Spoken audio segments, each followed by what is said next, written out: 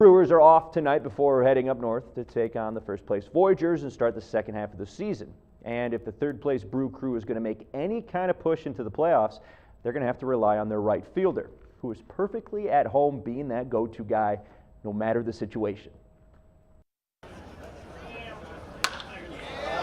Being a multi-tool player means being able to excel in several different areas, making you a very valuable asset to any programmer.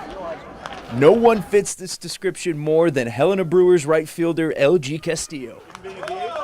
Not only does he excel as one of the club's most dependable players, but it turns out the guy is pretty good at football, receiving an offer to play at Oklahoma in addition to being on their baseball team.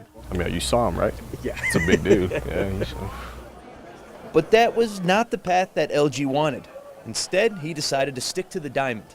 I think what I liked more about baseball was just like being sure that I could play this for a while. So football, that could just end any day. I mean, same thing with baseball, but all that contact and all those head injuries, those come to bite you one day.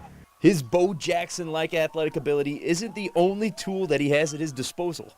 You wouldn't know it by talking to him, but No, yo cogí la pelota porque pelota fue mi amor favorito, primero de mi mundo. Y el fútbol americano no, bueno, tú sabes que. LG learned English as a second language. My parents taught me Spanish first, and I actually ended up learning English on like Leapster pads, and because my parents didn't want me to pick up their accent.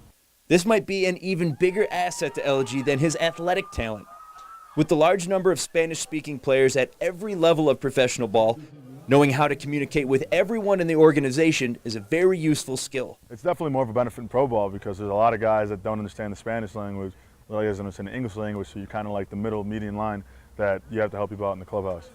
And with his father coming from the Dominican Republic, his mother from Puerto Rico, and his stepfather being Spanish, his grasp on the language is even more versatile than most. There's probably only 3 guys that can kind of translate, if you want to say quote-unquote translate, but he's definitely the main one. A lot of Latin guys like talking to him just because, I don't know, he's more Dominican than Puerto Rican because our other 2 translators are Puerto Rican. So I mean, like the Dominican Spanish is a little bit different, but they really like talking to him.